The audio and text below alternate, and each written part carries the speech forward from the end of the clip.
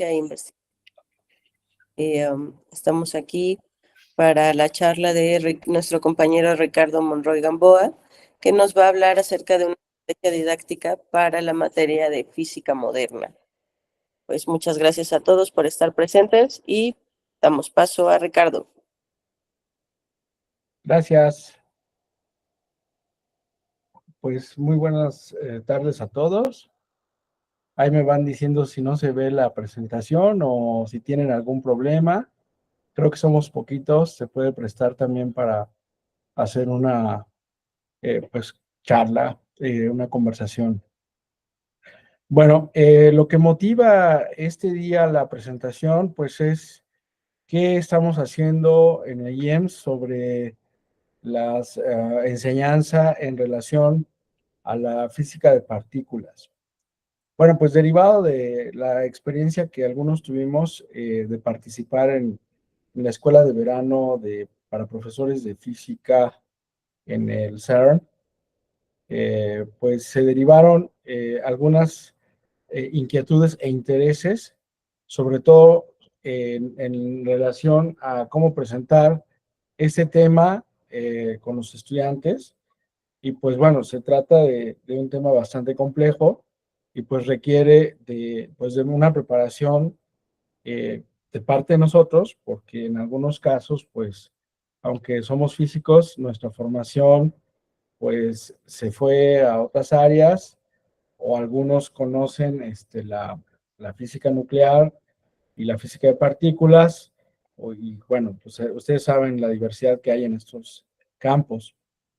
Entonces, pues sí es necesario reconocer que pues necesitamos una formación, recordar esta cuestión en nuestro saber.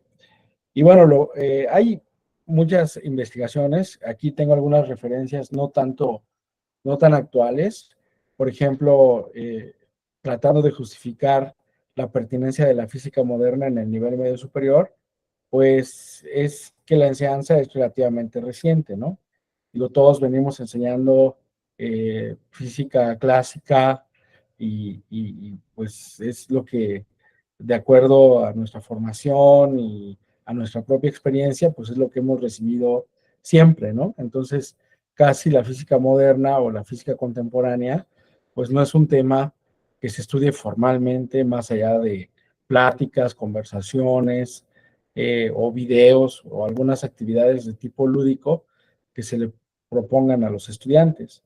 Entonces, inclusive en los planes de estudio de nuestro bachillerato, pues en algunos casos solamente abarca lo que es mecánica y electromagnetismo, no más.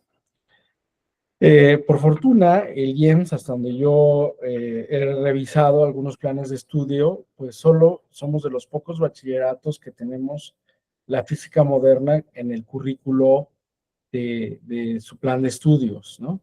Creo que por ahí algunos bachilleratos tecnológicos lo tienen también como optativa, pero bueno, nosotros en el IEMS tenemos pues una materia de física moderna con 7 objetivos, ¿no?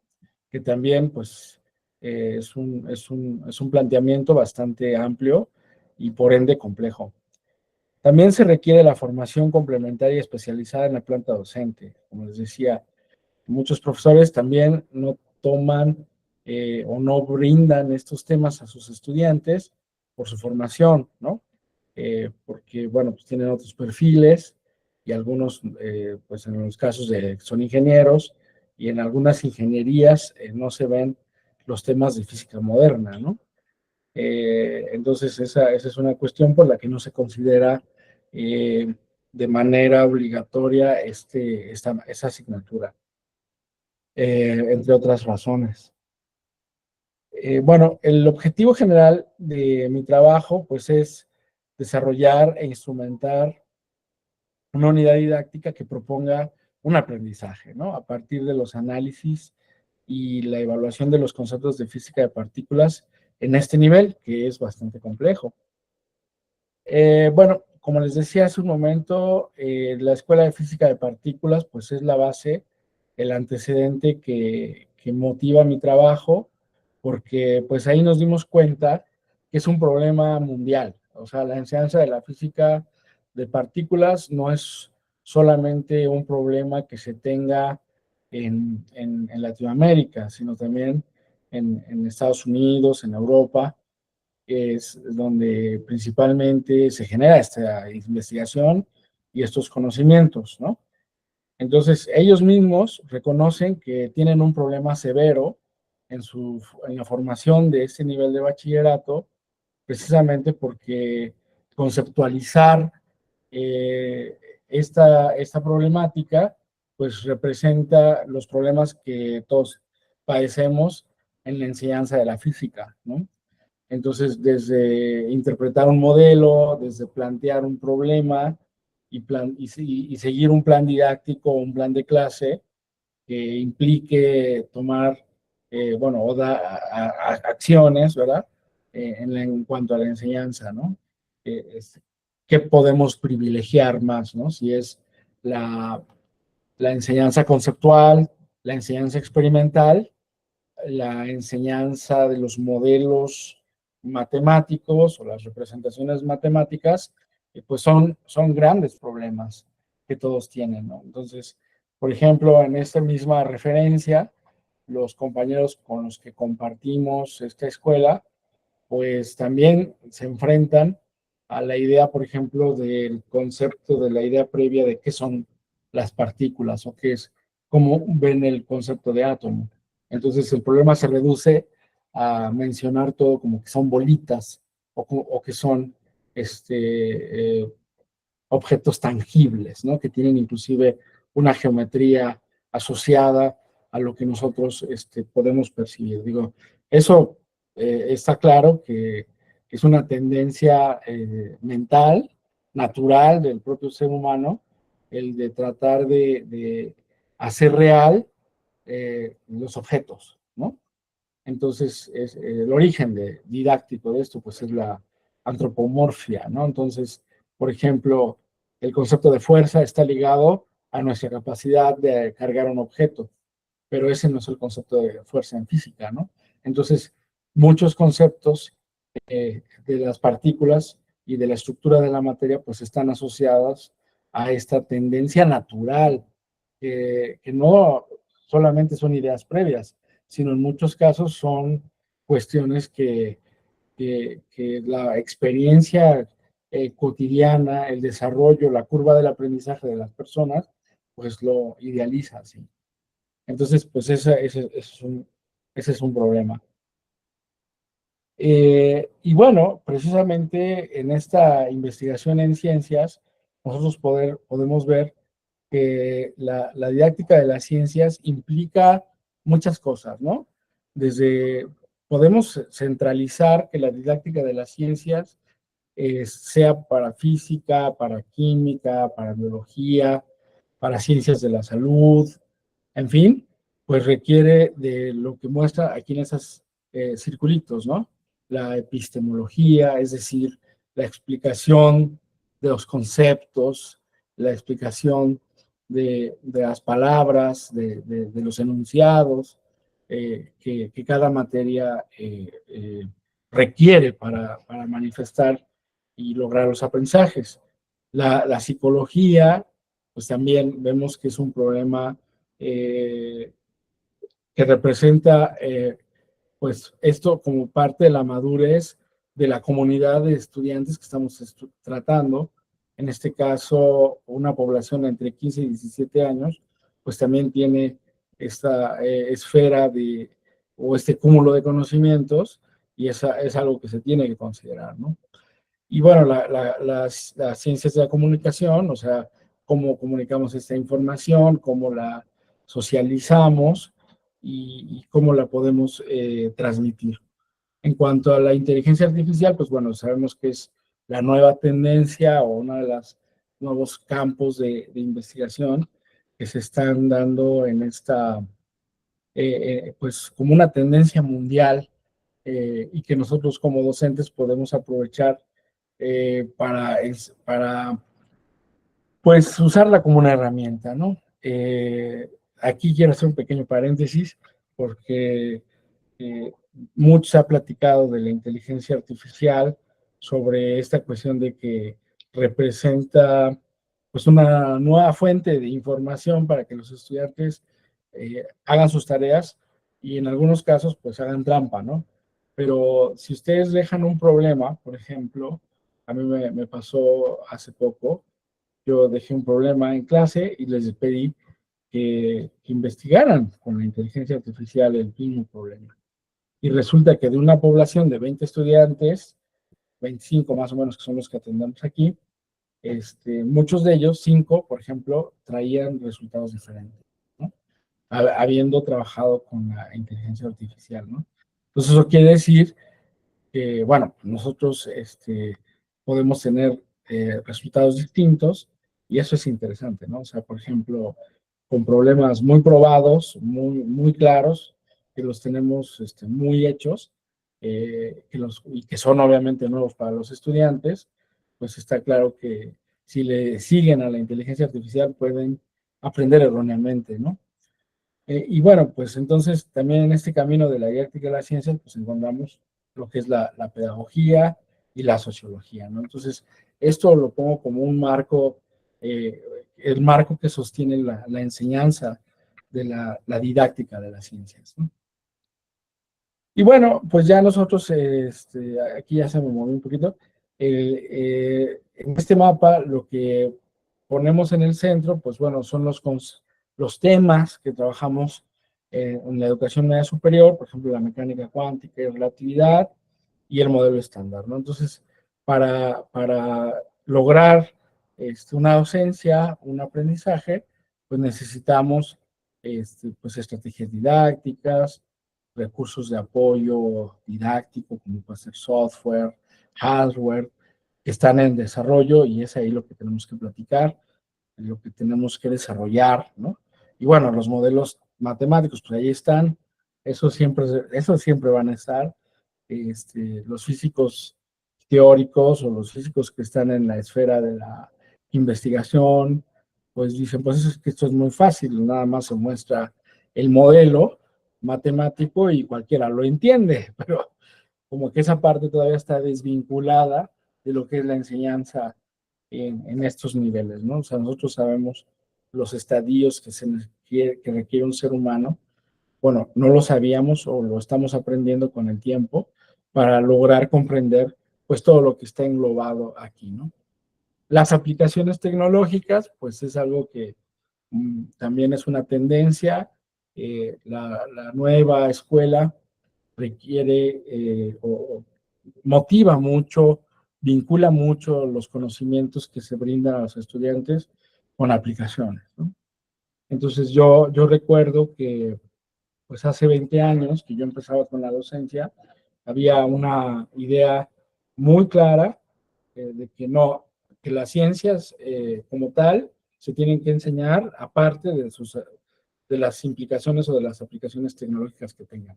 Las cosas se tienen que saber así porque así son, porque la naturaleza así es, porque el universo así es, pero ahora vemos que no es así, ¿no? Entonces, no es así porque la misma evolución del aprendizaje de las poblaciones, de las comunidades, pues nos están llevando a esas situaciones, ¿no? Al reconocer que no puede estar desvinculado el conocimiento puro de las aplicaciones, aunque a algunos pues no les guste, ¿no? Entonces, eso es una tendencia actual en la enseñanza y que nosotros, si queremos entrarle a estas tendencias, pues tenemos que adaptarnos rápidamente, ¿no? Y bueno, ya depende de la personalidad de cada quien y de lo que cada quien considere debe saber sus estudiantes. ¿Cuáles son las componentes de diseño de las unidades didácticas en el papel del docente?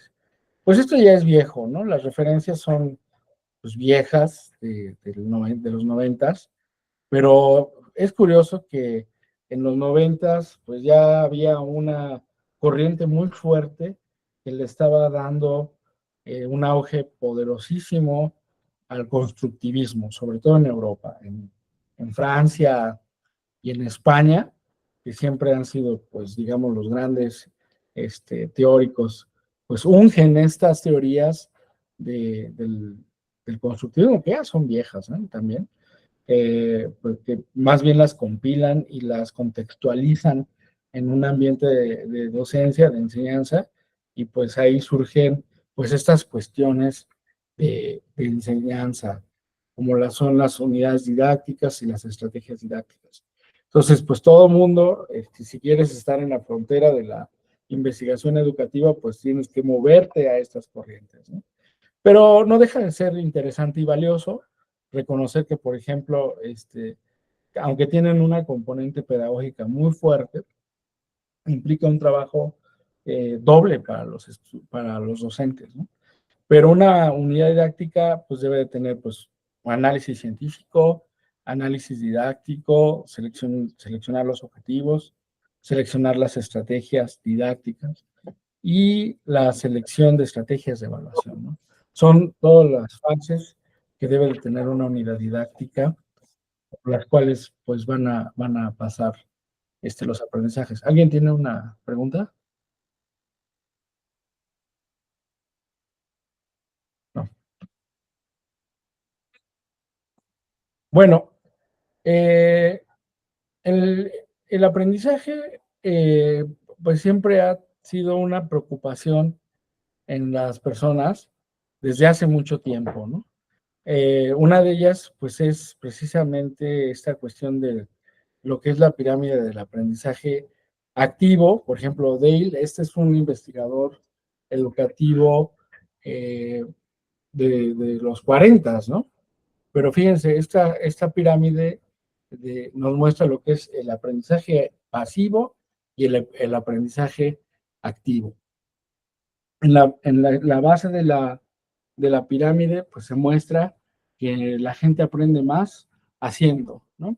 Y también, por ejemplo, diciendo lo que aprende y hablándolo, o sea, comunicar las ideas, comunicar las cosas con claridad y bueno, las frases de que, eh, no sé si lo dijo Einstein o se le atribuyen a Einstein, de que si tú entiendes algo, es que eres capaz de explicárselo hasta a tu abuelita, ¿no?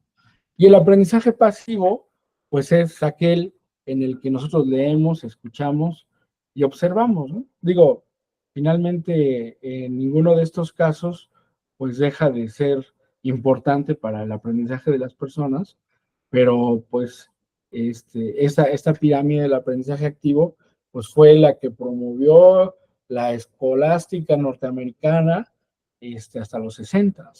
Digo, ya después tomaron estas y pasaron a otros proyectos científicos eh, y pues ahí es donde vemos este, estas cuestiones.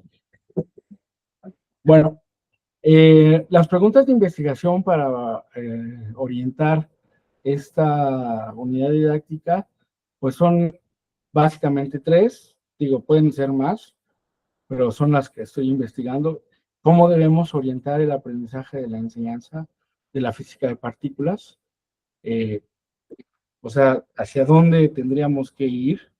¿Qué queremos que aprendan nuestros estudiantes? Esa es la pregunta, ¿sí? ¿Debemos incluir solamente una descripción conceptual o profundizar en el modelado matemático? Pues eso, creo que todas las áreas de la enseñanza científica, pues tienen esta pregunta, ¿no? Como profesores de bachillerato, ¿qué debemos incluir en el currículo de la asignatura de física, además de lo que se indica en los programas de estudio?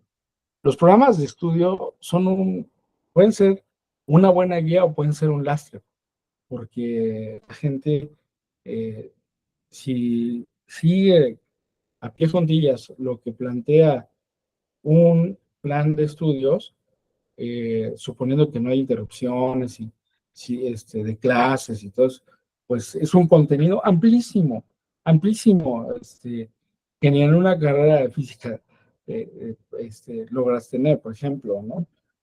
O en un área básica de las ingenierías, ¿no? Si ustedes ven los planes de estudio de escuelas como de la UNAM o del Politécnico en estos niveles de bachillerato, son muy extensos y prácticamente pues abarcan todo lo que es la física, ¿no? Y todavía, la física clásica, ¿no? Y todavía agregarle a estos conceptos de física moderna, no, pues está para reventar la mente de cualquier persona. Déjame tomar un agua.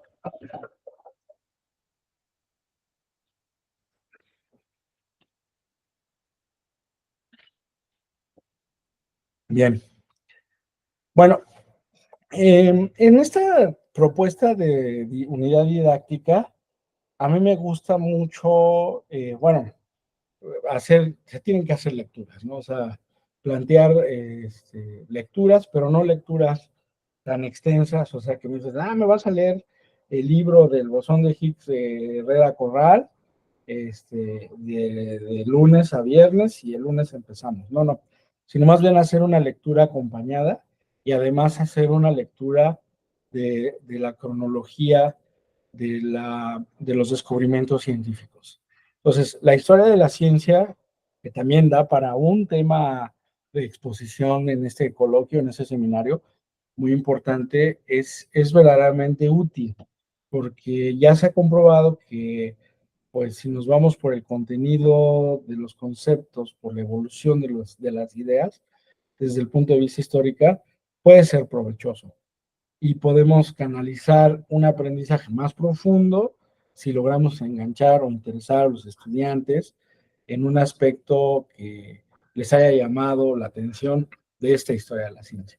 En particular, encontramos digo, no en los egipcios, sobre la estructura de la materia, pero sí en los griegos, ¿no? Por ejemplo, se sabe, y creo que todos lo conocemos, las ideas de Demócrito desde los 400 años antes de Cristo, y pues, que de ahí se desprende la palabra átomo. Pero de ahí para acá prácticamente está oscuro, ya no hay una serie de acontecimientos que valgan la pena mencionarlos. Quizá un poco sobre la electricidad y algunas manifestaciones de la atracción de algunos, pues de las hojas secas de los árboles hacia las bases de los mismos por la cera, ¿no? Que, que expiran y pueden, al solidificarse, pues se vuelve como un plástico que por fricción pues puede atraer, puede cargarse eléctricamente y se observan estas manifestaciones eléctricas que mucha gente las vio, pero no las explicó. Y de ahí en fuera, al menos yo no he encontrado algo que valga la pena, hasta ya muy entrado el siglo XVIII o el siglo, sí, finales del siglo XVIII y el siglo XIX, con las descargas de electricidad en gases y algunas manifestaciones de las ideas de la luz, por ejemplo, ¿no? O sea, en qué momento se planteó la pregunta en la historia de qué es la luz? Pues fue con Newton, ¿no? Básicamente.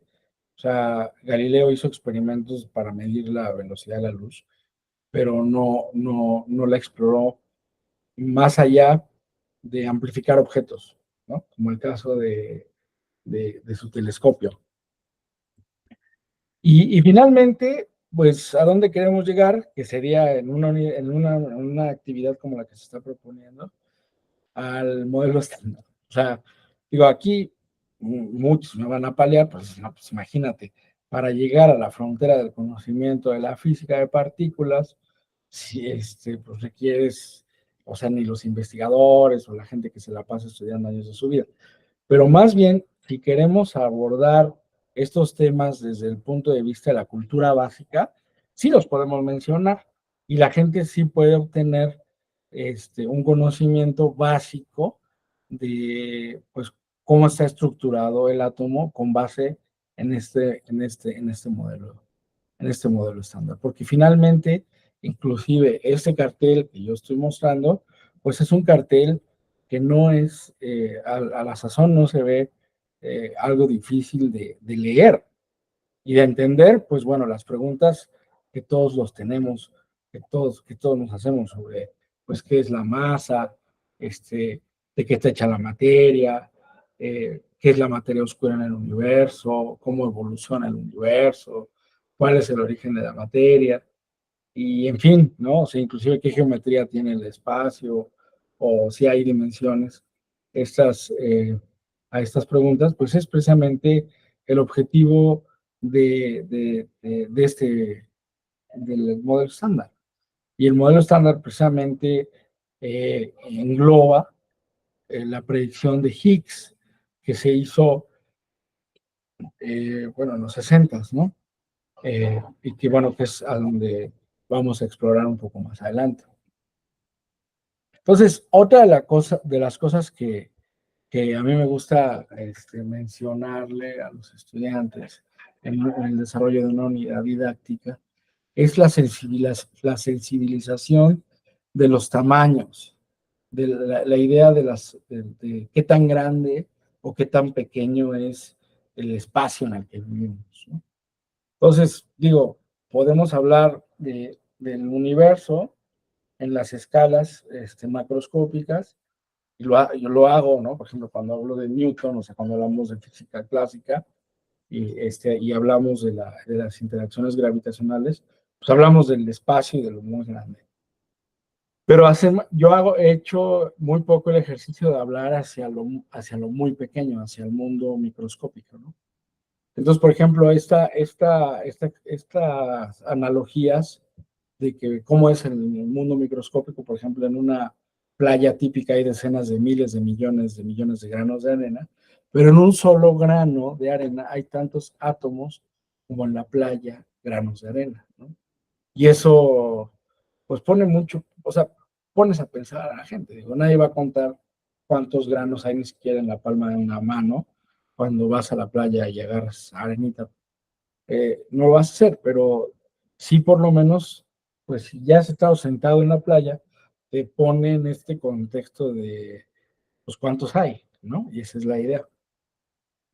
Digo, mucho de esto lo usó Fermi, inclusive en las preguntas o problemas Fermi, que a mí me gustan mucho porque pues yo los hago, a mis chavos siempre los hago pensar en estas ideas cuando les enseño notación científica y por qué tenemos la necesidad de utilizar números muy grandes o números muy pequeños, si no es más que para hacer estimaciones, ¿no?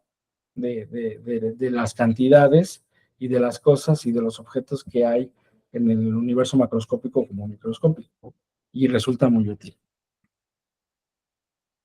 Y otra de las analogías recurrentes, pues son precisamente de qué tamaño es el átomo. Digo, este no lo podemos medir con ninguna regla, entonces pues el mundo microscópico, pues ya sabemos que si lo planteamos así, pues ponemos al estadio Azteca o al estadio que quieran, todos los científicos de partículas les van a usar esta analogía.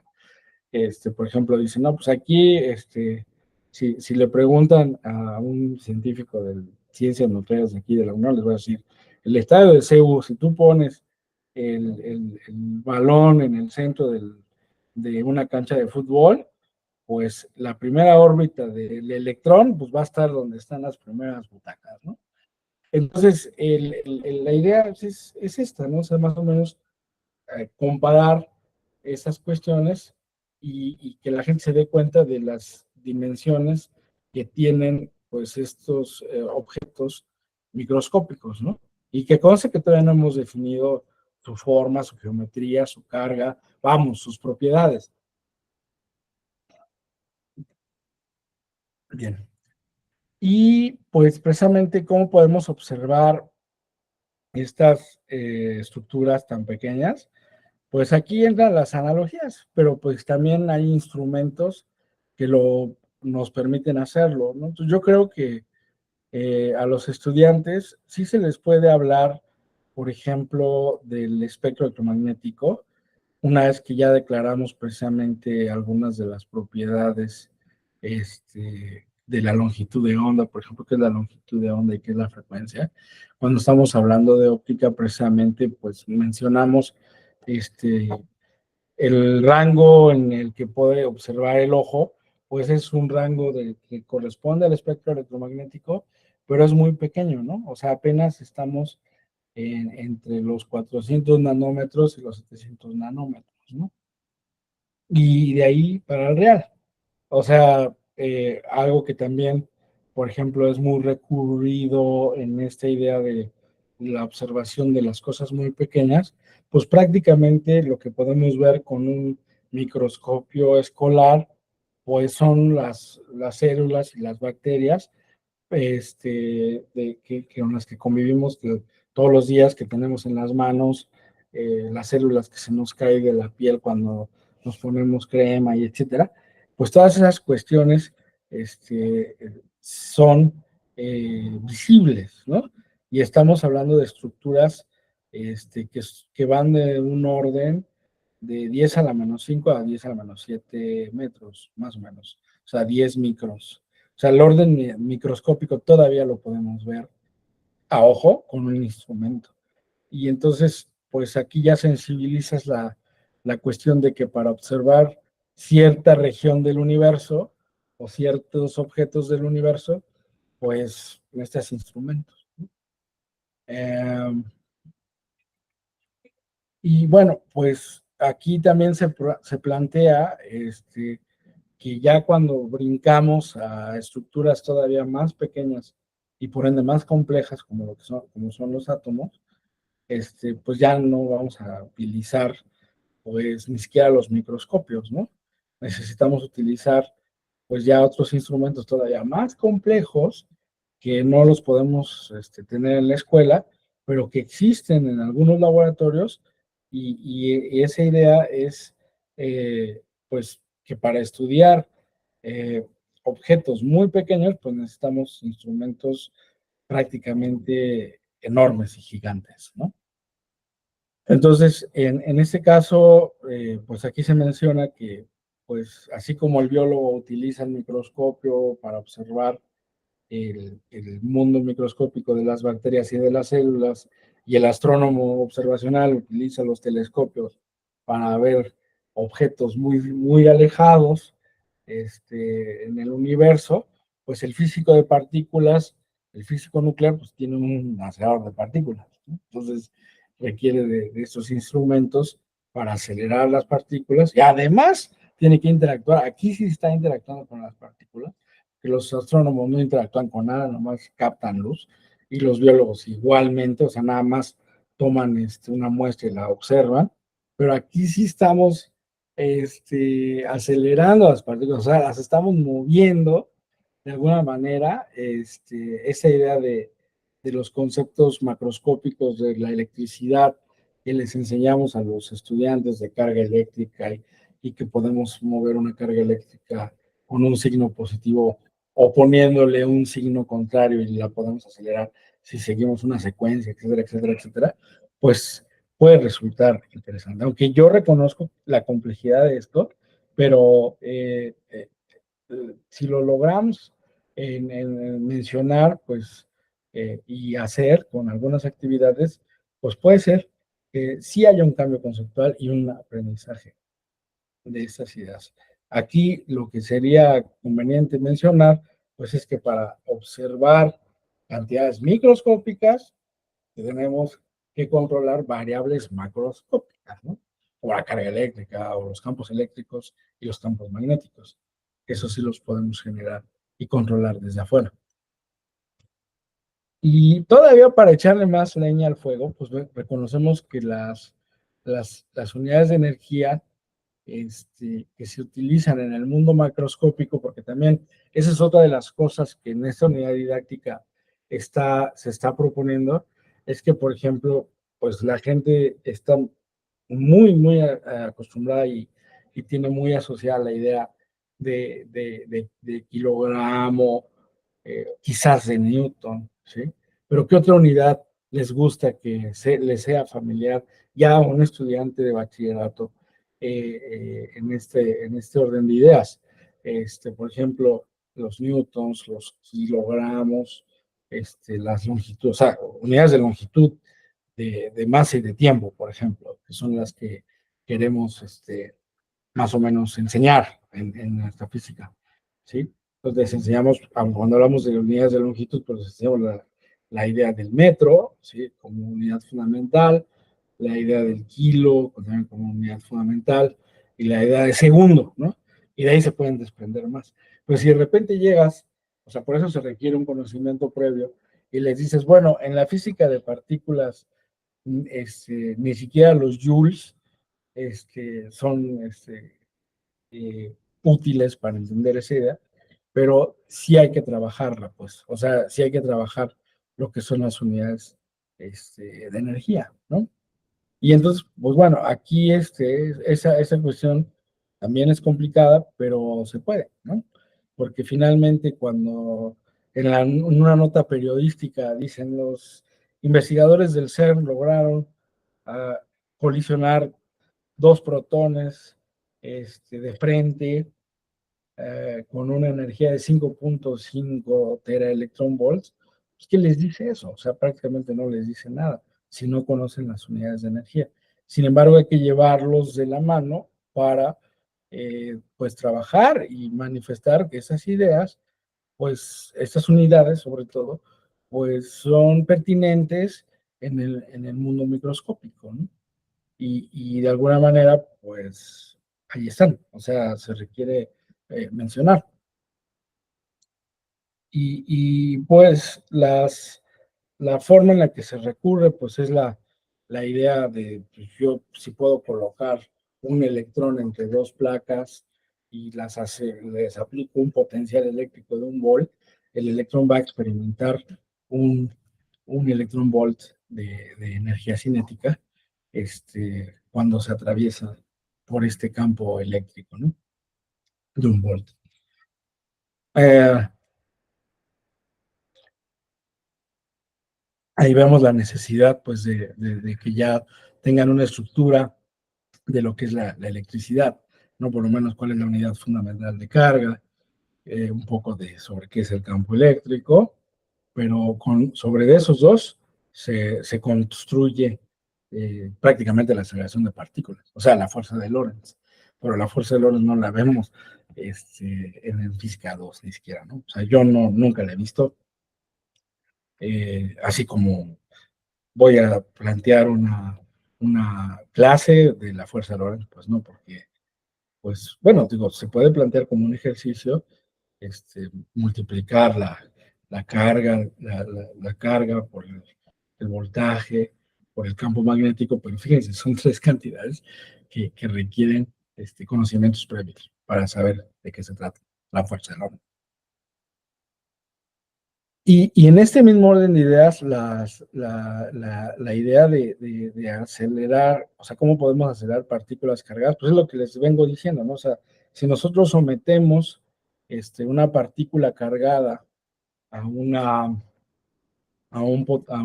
región entre dos placas metálicas y lo acelero con un campo eléctrico, pues puedo lograr moverla en una distancia determinada. Esta es la idea fundamental o básica de un acelerador de partículas. Y si, digo, no nos vamos a extender en las diferencias entre los aceleradores lineales y los aceleradores circulares y por qué son mejor los circulares en el sentido de que se pueden ganar más energía, pero sí se puede mencionar que existe pues esta posibilidad, esta ventaja de ganar más velocidad en un acelerador circular que en un acelerador lineal, ¿no? Sin entrar en los detalles que implican la física de ese tipo de movimiento o de esa aceleración. Y pues de aquí ya de alguna manera brincamos a lo que sería el acelerador más grande del mundo, el acelerador que es el CERN, bueno, pues ahí ya se les habla de lo que es el Large Hadron Collider, colisionador de hadrones y cuál es la energía máxima en la que se encuentran ahorita, que son 7 teraelectronvolts, o sea, es un titipuchal de energía, pero pues digamos que eh, pues sigue siendo nuestra labor sensibilizar en este aspecto a los estudiantes sobre cuál es la importancia para conocer y escudriñar la estructura de la materia utilizando aparatos pues, de estas magnitudes y de estas dimensiones.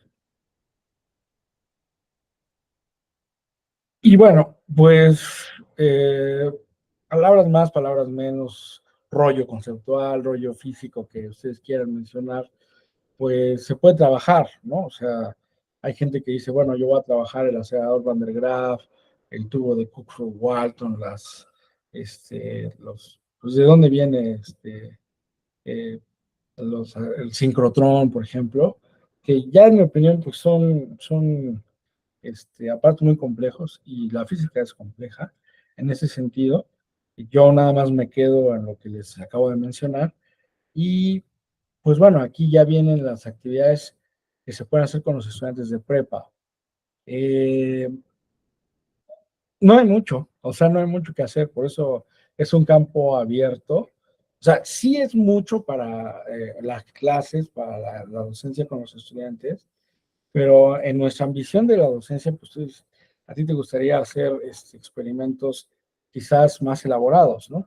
Pero por ejemplo, para hacer la cámara de chispas o la cámara de burbujas, es una experiencia que se puede hacer en clase, ¿sí? Aunque hay que reconocer que necesitas, pues, nitrógeno y algunos otros elementos ahí, para poder, observar rayos cósmicos, ¿sí?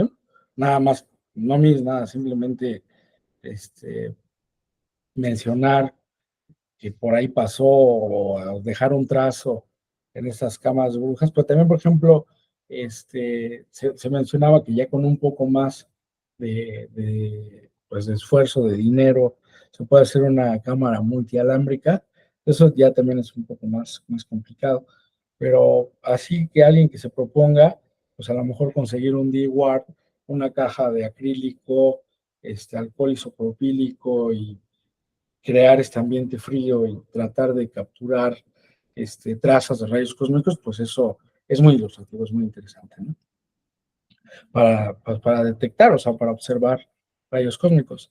Y por ejemplo, pues bobinas, ¿no? O sea, las bobinas, pues eso es algo que hacemos con las bobinas de Tesla, las mini bobinas de Tesla, los motores de inducción, todas las cosas que a veces hace uno en sus clases, pues aquí lo puedes orientar a hacer, por ejemplo, los imanes o los magnetos, los embobinados que hay, por ejemplo, en los grandes detectores como los que tienen el CERN, ¿no? De Atlas, de ALICE, ¿sí? Que finalmente eso es lo que representan, ¿no? Son imanes superpoderosos, ¿sí?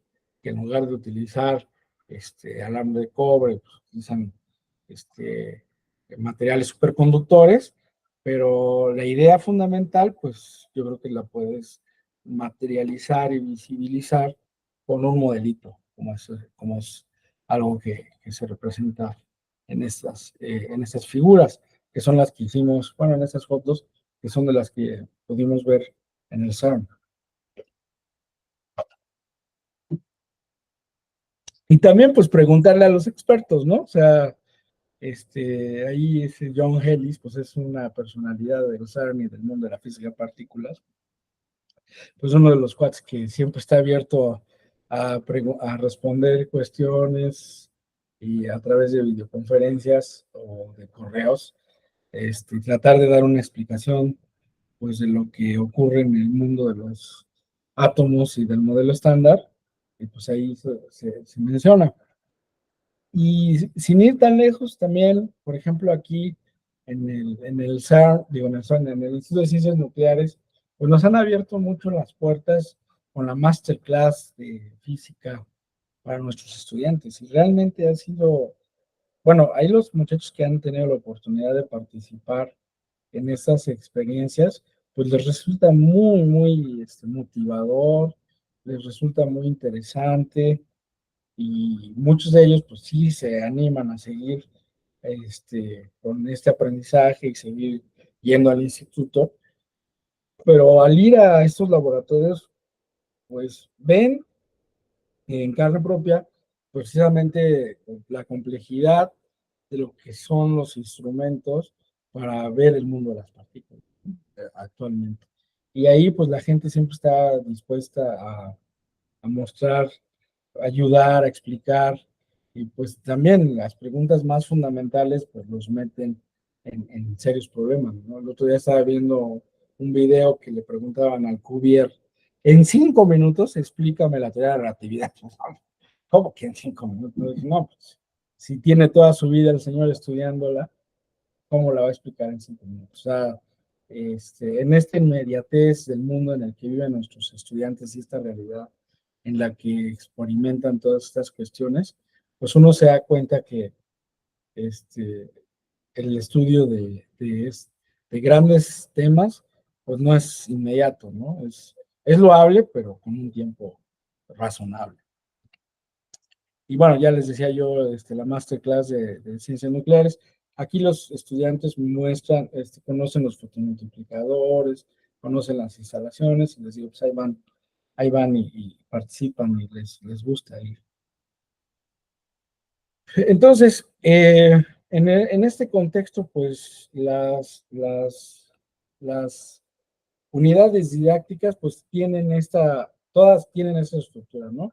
Lo que es la introducción, el planteamiento del problema, cómo iniciar el tema para que se apropien del problema planteado, cómo realizar trabajos prácticos, se recomienda hacer un índice como una posible estrategia, a plantear el desarrollo de la estrategia, si quieres hacer una investigación documental o una investigación de laboratorios, analizar esos resultados y recapitular. O sea, ahí el trabajo del profesor es qué resultados obtuve de las primeras intervenciones didácticas que tuve y si es necesario afinar, meter nuevos materiales, meter nuevas lecturas, meterme en problemas de lápiz y papel o solamente hacer una exposición de las ideas generales y, en fin, o sea, la comprensión de todas estas cuestiones, de los productos de todo este trabajo, pues es el aprendizaje,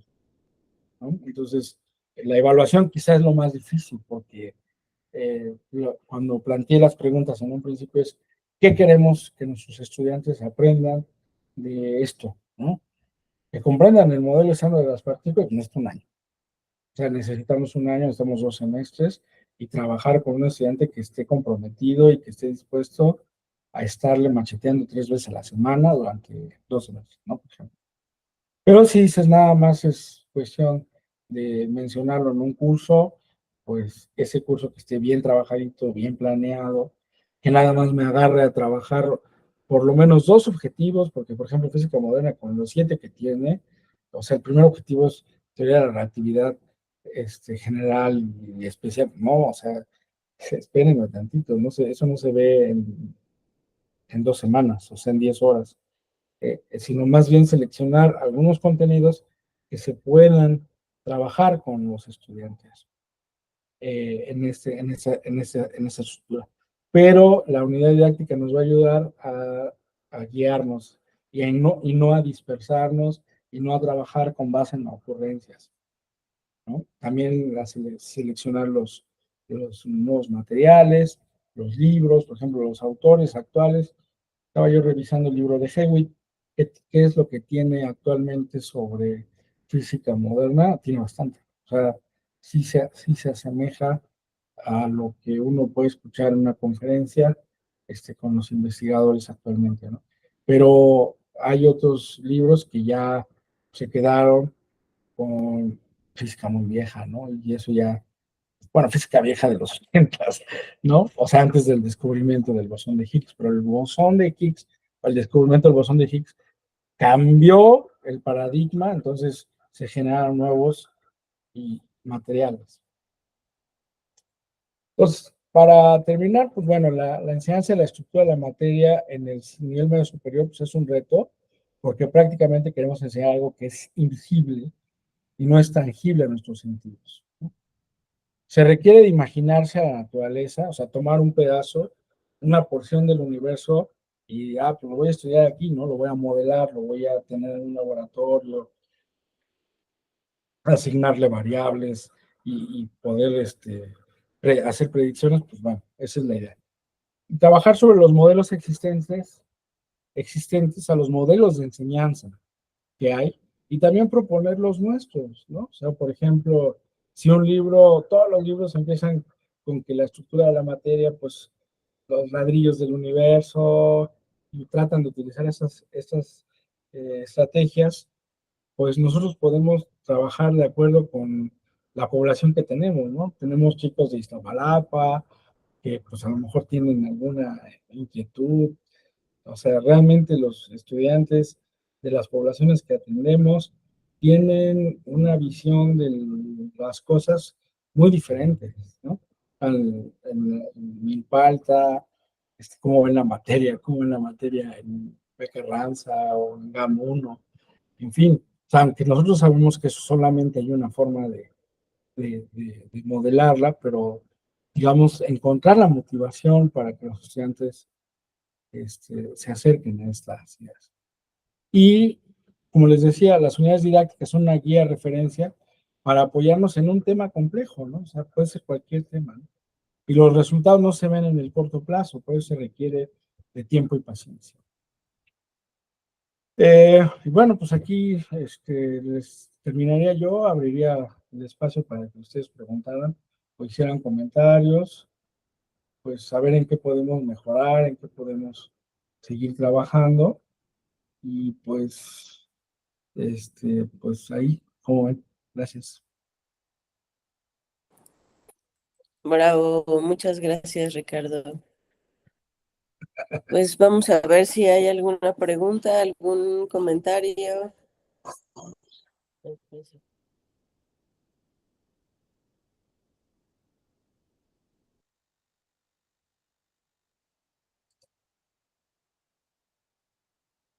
Gracias a ustedes por escucharnos.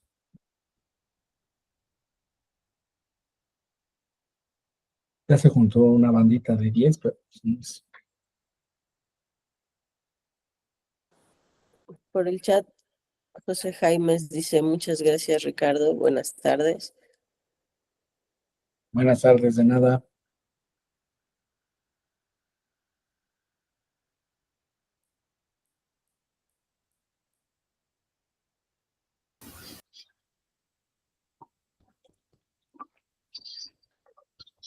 Adelante, Ulises.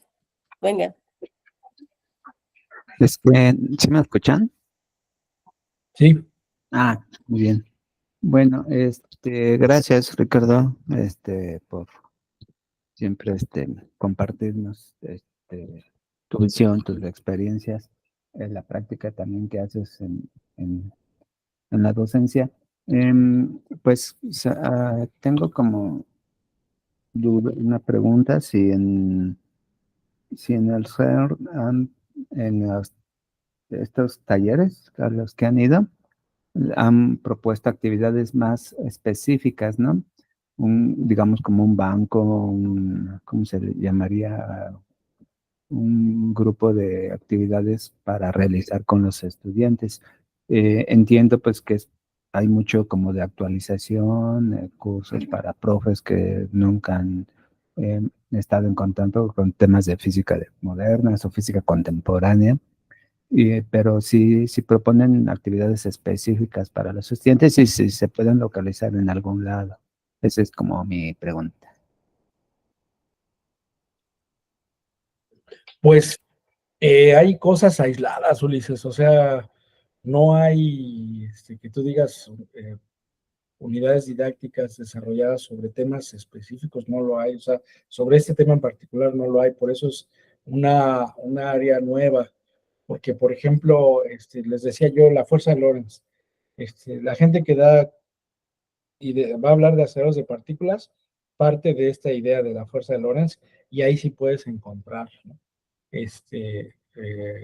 Estrategias para mostrar lo que son los aceleradores de partículas. Un muchacho que está en el CERN, que es de acá de la UNAM, que le está yendo muy bien. ¿Cómo se llama este chico? Hizo el acelerador más pequeño del mundo, aquí en el Instituto de Física. Este, Cristóbal. Cristóbal, claro, Cristóbal. Ese Cristóbal, pues dice, es que no hay, o sea, él tiene una cosa que se llama la Feria Ambulante de las Ciencias o de la Física y lo quiere llevar a regiones, pues alejadas de las escuelas, a la sierra, todo eso, y él pues se ha encontrado a estos problemas, ¿no? Hay un artículo, por ejemplo, Jeff Wiener, que es un cuate que es el que coordina estas escuelas, junto con Paco Barradas, pero Jeff Wiener está más clavado en la docencia de física de partículas. Solo hay artículos aislados. Por ejemplo, hay un artículo muy bueno que si le ponen, lo buscan en Google, dice, tomándonos un café con el modelo estándar de las partículas. Está padre porque explica precisamente lo que viene en la playera esta del CERN, ¿no? El lagrangiano, ¿no? Entonces ahí desarrolla precisamente línea por línea, son profesores de bachillerato los que explican precisamente este lagrangiano, ¿no? Pero son conversaciones entre gente experta, ¿no? Pero de ahí a transmitirlo a los estudiantes es la labor que tenemos que hacer, porque sí hay cosas muy, muy aisladas. Hay monografías, hay infografías del modelo estándar, pero no pasa de eso.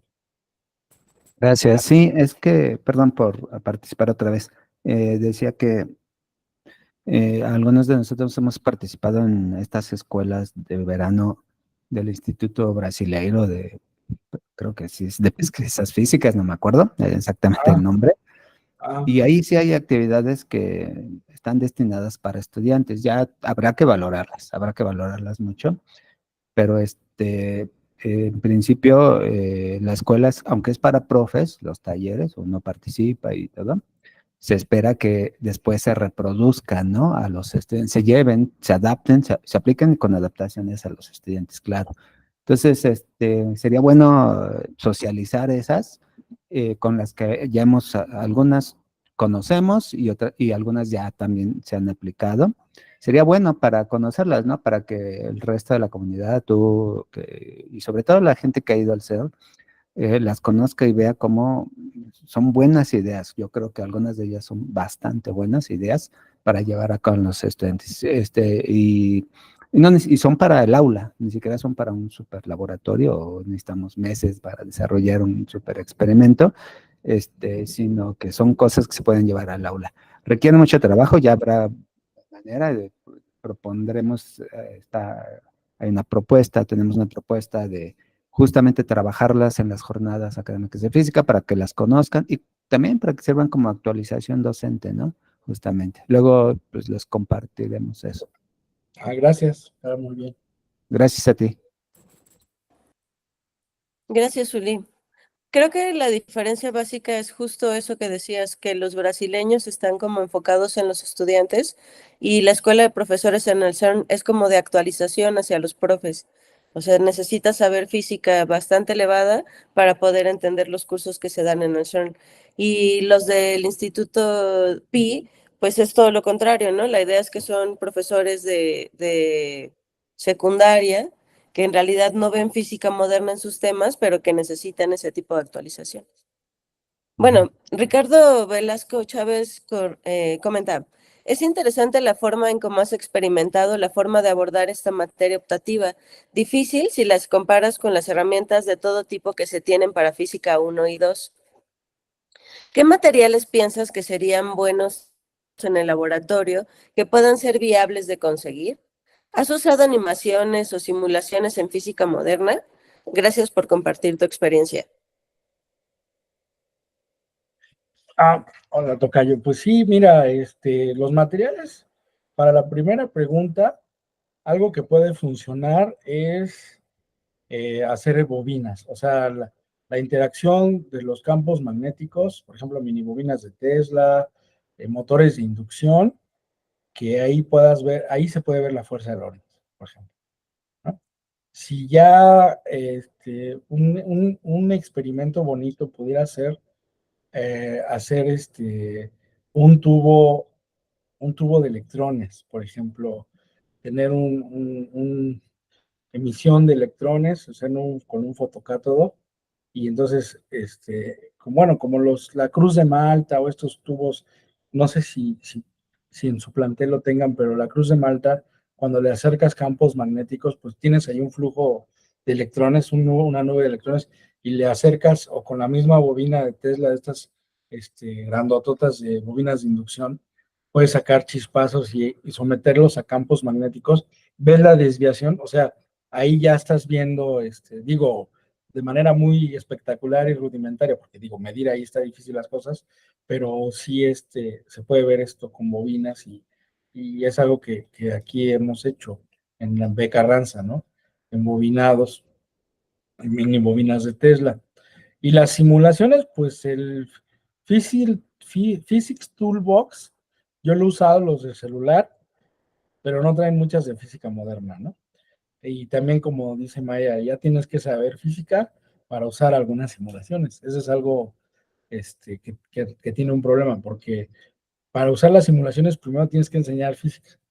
Y ya una vez que tienes el conocimiento, puedes jugar con estas variables. Porque te dicen, a ver, cambia la corriente que pasa por la bobina y te da las unidades en Teslas. Entonces, si no ves de dónde sale el Tesla o qué es un Tesla, nomás están moviéndole botoncitos y no están aprendiendo nada. Entonces, esa es la cuestión. Las simulaciones creo que salvan mucho esta cuestión de la física moderna. Las simulaciones, pues, es el camino en los laboratorios de física, sobre todo para la física contemporánea, pero también hay que hacer unidades didácticas para aprender las ideas previas. Esa sería mi respuesta. Gracias. También tenemos el comentario de Mari Carmen Cruz Martínez, que dice gracias Ricardo por compartir y pregunta, ¿en cuántos planteles lo has trabajado? ¿Cómo? O sea, pues ¿Has aquí con los muchachos, sí, nada más en el laboratorio de física de aquí en B. Carranza, donde yo tengo mi inscripción. Y no sé, en otros planteles, pues no.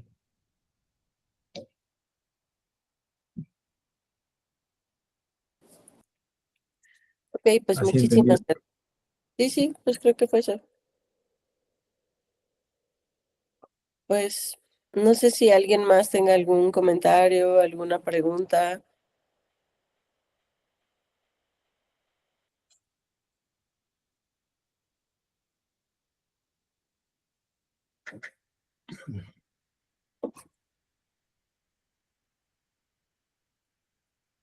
En el chat se comenta, gracias, tocayo. Y Mari Carmen pregunta, ¿no has comparado los conocimientos previos de otras poblaciones? Ah, ya. No, pues esa es una de las partes del trabajo que hay que hacer. Las ideas previas en otros lugares. Sería bueno, por ejemplo, como dice Ulises, armarnos una estrategia y aplicarla en Tláhuac, en Iztapalapa, en Miravalle, donde estemos, y ver cómo responden, hacer ese análisis. Pero sería padre, ¿no? Ya directamente sobre las preguntas de física. O sea, y podemos también hacer preguntas por género, ¿no? Y también, o sea, se puede jugar mucho con las estadísticas. Y sí sería interesante, pues ahí sí, alguien que le guste mucho la estadística, pues que nos ayude. Porque preguntas abiertas hay un montón, ¿eh? O sea, ya les planteé algunas, por ejemplo. Pero sí por ejemplo, en el modelo estándar de las interacciones, hay por lo menos 12 caracterizaciones de las partículas, ¿no? Sabor, color, carga eléctrica, sí, encanto, up-down. Y cuando yo le pregunté, por ejemplo, a John Hellis, ¿por qué le dieron estos nombres a las propiedades de las partículas? Oh, pues porque nos gustó. O sea, esas fueron las respuestas. O sea, no fue una respuesta científica. O sea, ¿por qué se llaman down, up, charm, todos, beauty, encanto, hermosura, top, bottom? No más. Así de reducido es el grupo de físicos que le entienden a esto y pues le pusieron el nombre que quisieron, ¿no? Entonces ahí está interesante y abierto el problema. Así es un problema abierto, la enseñanza de la física moderna en el bachillerato.